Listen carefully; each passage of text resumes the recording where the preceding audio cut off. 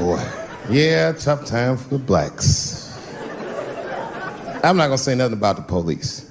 I'll leave that for Chris Rock. Tough time for the blacks.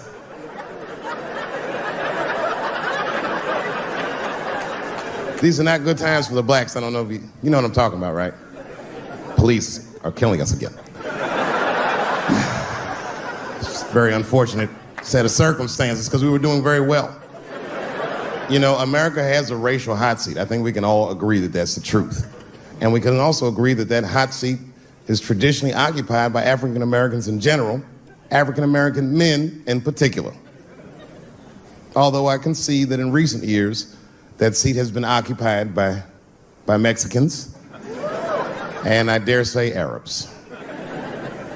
And we, the black Americans, would like to thank you both for your sacrifice and your struggle. We needed a break.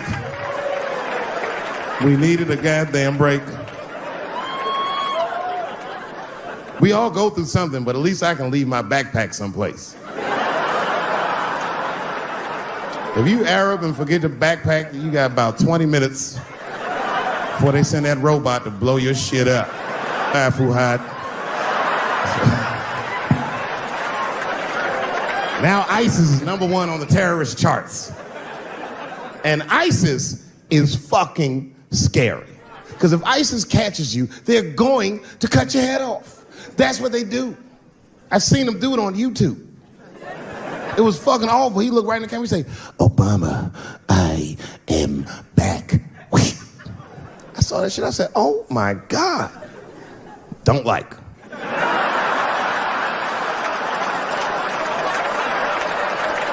How's this guy cutting people's heads off on YouTube? I can't even post a dick pic, and this motherfucker is decapitating people. I'm gonna have to change my settings. You know, everyone has it hard, but I think harder than black people and harder than Arabs and harder than Mexicans, you know who has it the worst? Fat black people.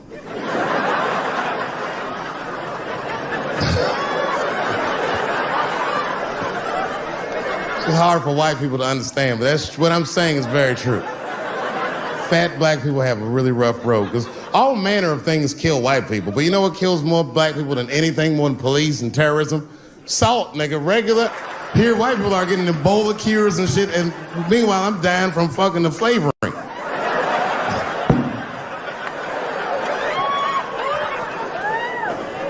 Look, honestly, I'll stop talking about it. Let me say this, though. Let me just say this. Can we all just say that we've seen it coming? Were you surprised? It's like when that guy threw that banana at me. Do you think I was surprised? Hell no. I've been in show business 30 years. I was expecting this banana. I knew one of these nights, it's like somebody gonna throw a banana at me one of these nights, niggas. Because that's how it starts, with the name calling. Like that Paula Deen. Remember Paula Deen got fired from the Food Network? If you know anything about show business, it is really hard to get fired from the fucking Food Network. And they dropped that bitch like a hot potato. All because she called somebody an N-word 30 years before she had a show. I don't know who she said it to, but whoever it was just looking at her like, I'm gonna get you for this bitch. That shit came back 30 years later like a Bill Cosby rape and sunk her battleship.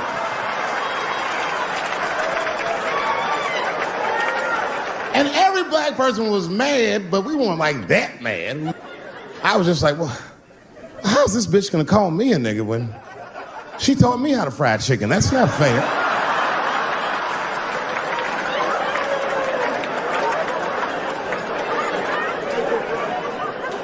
I think Donald Sterling shit was more serious.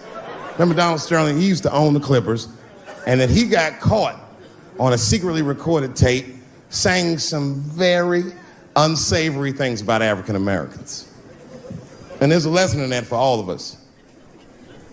The lesson is, if you are old and white and racist in this great country, whatever you do, don't tell your black girlfriend about that shit, because that's who made the tape. She recorded all that shit, and the tape was terrible. He was like, "Stop bringing these black guys to my games." First, we're all confused, like, well, how the fuck are you gonna have a game without us? But it turned out that the black guy he was speaking of was none other than Magic Johnson, the billionaire. Unbelievable. Never even mentioned the fact that he had AIDS, which is... This guy must be really racist if AIDS is the footnote. Well, you gotta be careful, baby. He got the old Ebola.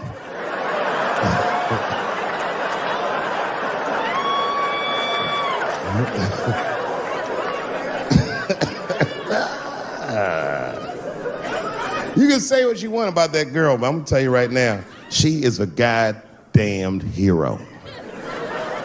Because you might have thought these things were happening before, but now you can see it all in front of you without a shadow of a doubt. That shit actually went down.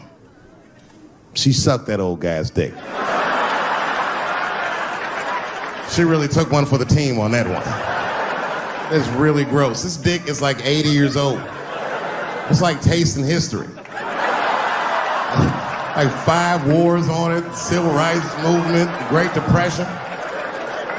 This guy's been fucking from 40 years before Bill Cosby's first rape. This is a very old man. It's a very old penis.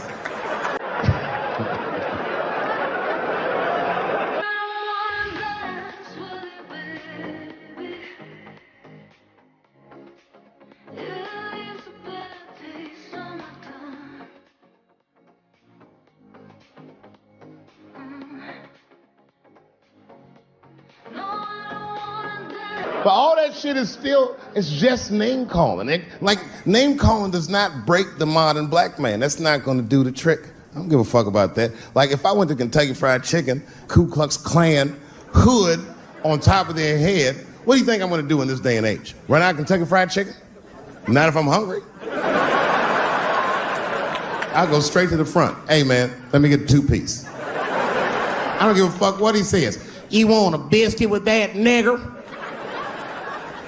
I thought it came with a biscuit. What's all this attitude? I want a 2-piece. Chop, chop. You know what it is. But I'm not going to be mad. Why would I be mad? He's the one that's got to work at Kentucky Fried Chicken, not me.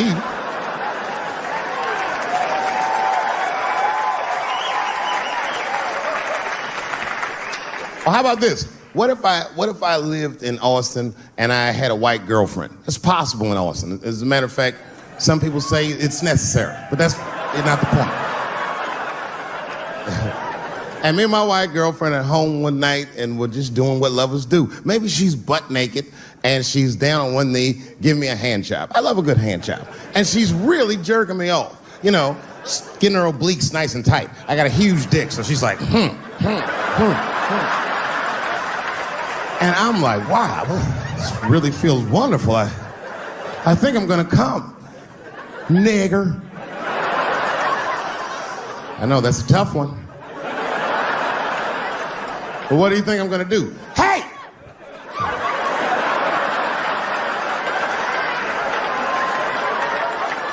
That's no time for integrity, ladies and gentlemen. I'm busting that nut in her face. I'll sort through the ethics later. But I'm what they call a man of his word. If I say I'm coming, oh, I'm coming. I don't give a fuck what happens. God forbid somebody could shoot me. If I say I'm coming, it's still that. Oh.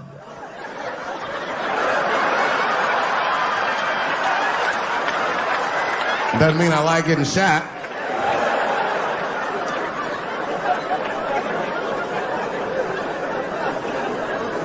Yo, what's good, everyone? It's your boy back with another one. And today we're diving into something that's been making rounds on the internet like crazy. The video I'm about to watch is titled Dave Chappelle Got Furious. And just from that title alone, I'm already intrigued. Because Dave Chappelle is usually so composed, so in control, so measured with his words and emotions.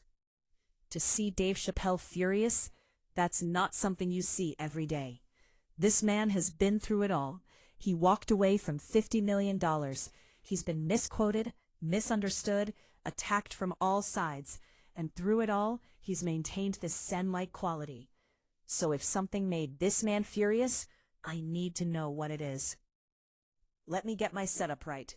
I got my coffee, I got my notepad, because I feel like I'm gonna want to remember some of what he says, and I'm in the right headspace to really absorb whatever's about to happen here. Let's go ahead and hit play. Okay. From the very beginning, I can see the energy is different. Dave's body language is tense. Usually when you see him perform, he's got this relaxed posture, he's leaning back, he's taking his time with his delivery. But right now, he's leaning forward. His jaw is tight, his eyes have this intensity that I'm not used to seeing from him. Whatever happened, it's personal. This isn't a bit. This isn't part of the act. This is real emotion. So from what I'm gathering in these first few minutes, Dave is addressing something that happened either to him directly or to someone he cares about in the comedy community.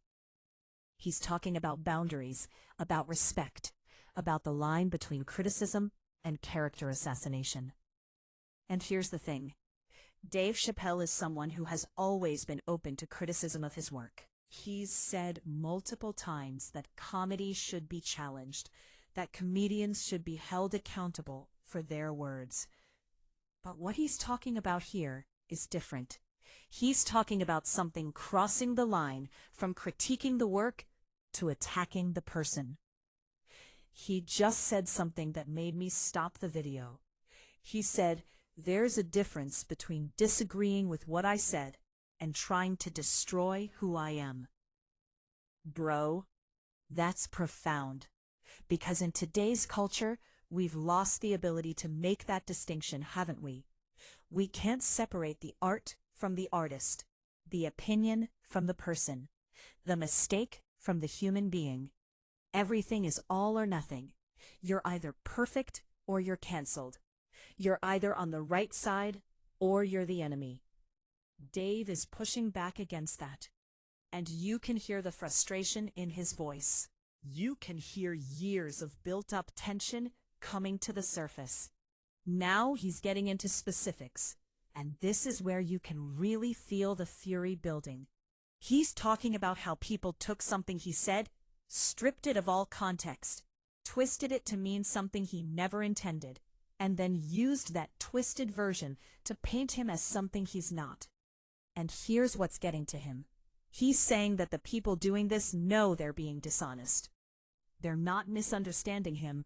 They're deliberately misrepresenting him. There's a difference. Misunderstanding is honest. Misrepresentation is malicious. That's what has him fired up. It's not that people disagree with him. It's that they're being intellectually dishonest about what he actually said. Listen to his voice right now. You can hear the pain underneath the anger.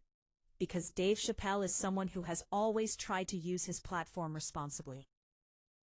He's someone who has turned down money to maintain his integrity.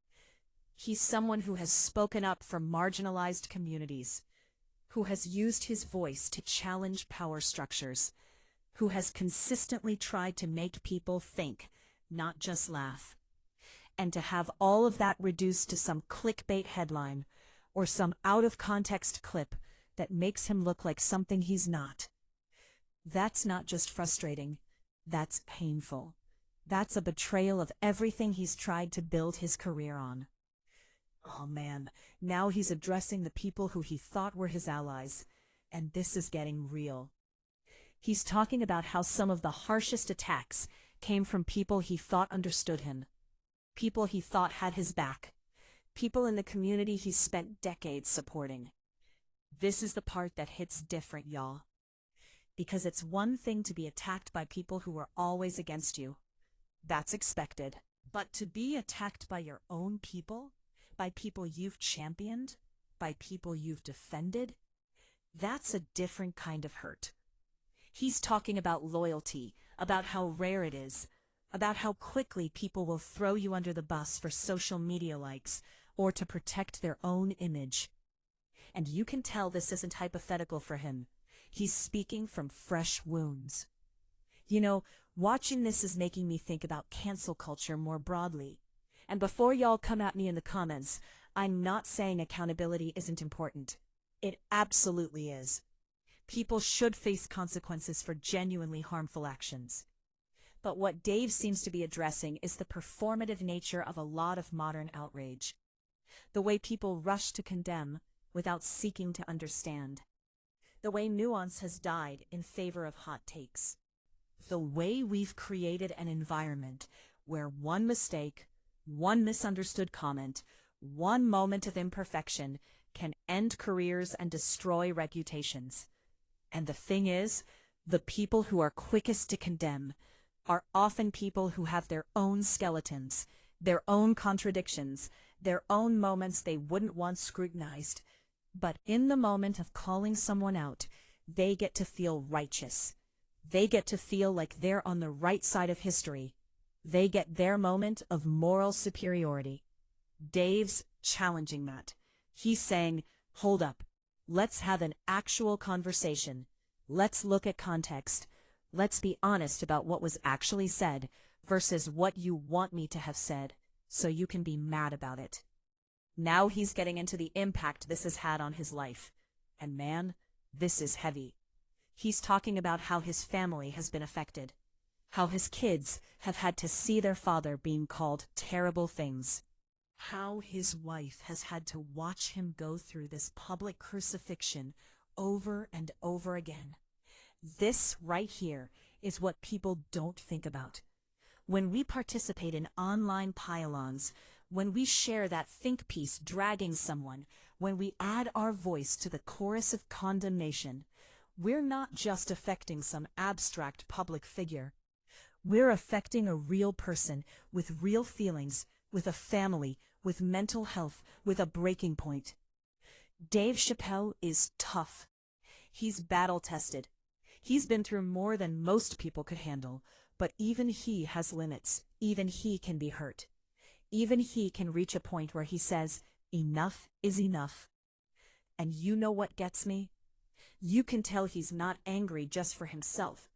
He's angry for every comedian, every artist, every creator who's trying to navigate this impossible landscape where one wrong word can end everything you've built. He's angry for the young comics coming up who are so scared of saying the wrong thing that they're not saying anything meaningful at all.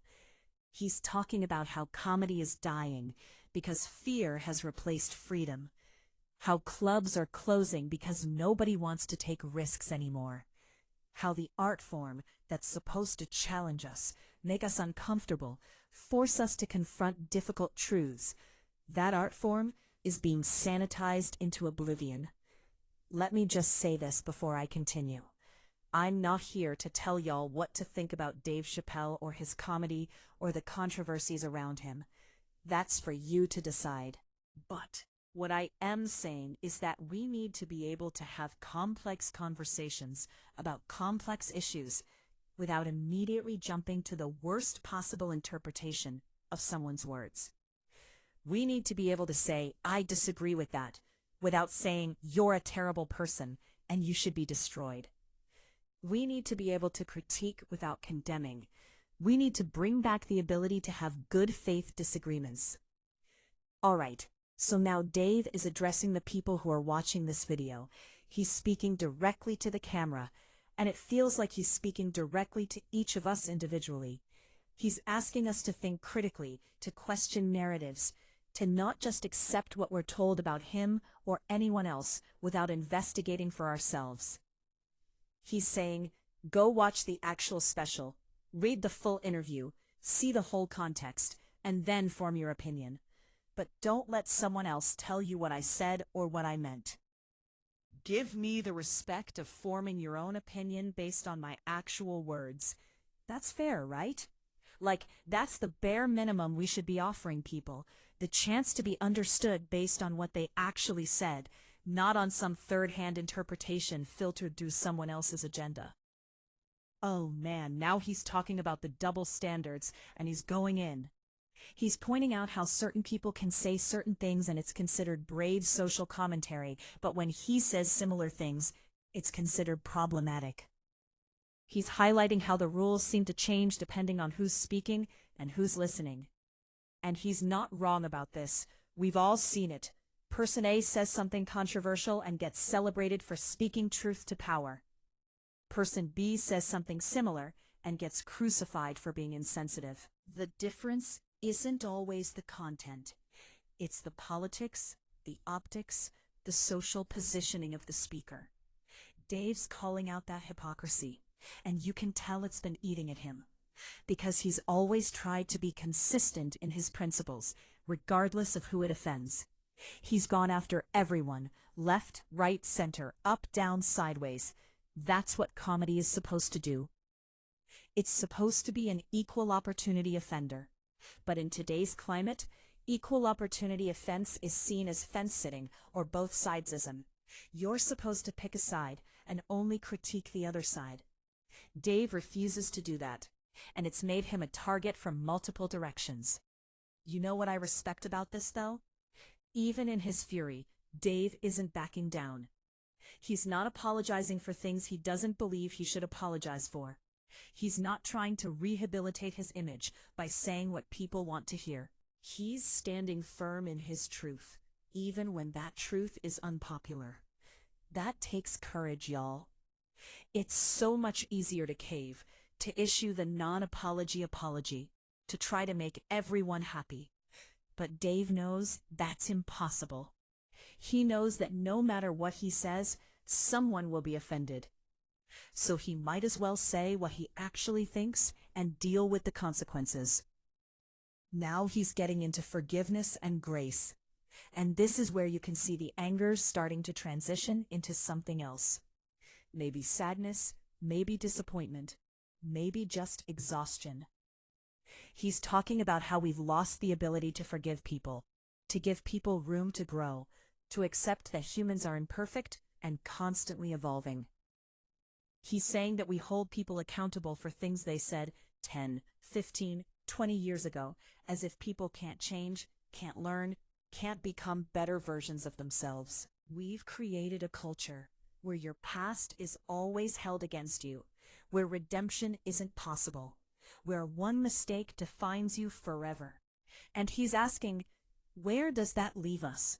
If nobody can be forgiven, if nobody can grow past their mistakes, what kind of society are we building? That question is sitting with me right now. What kind of society are we building when we offer no path to redemption, when we treat every offense as equally unforgivable, when we're more interested in punishment than rehabilitation?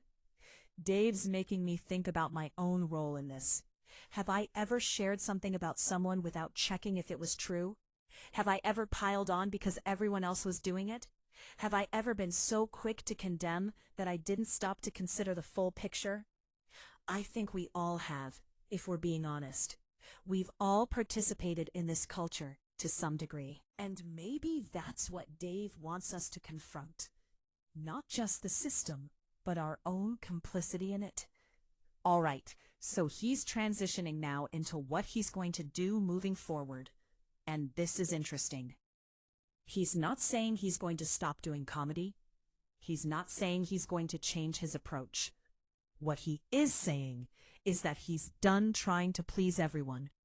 He's done trying to navigate the impossible maze of modern sensibilities.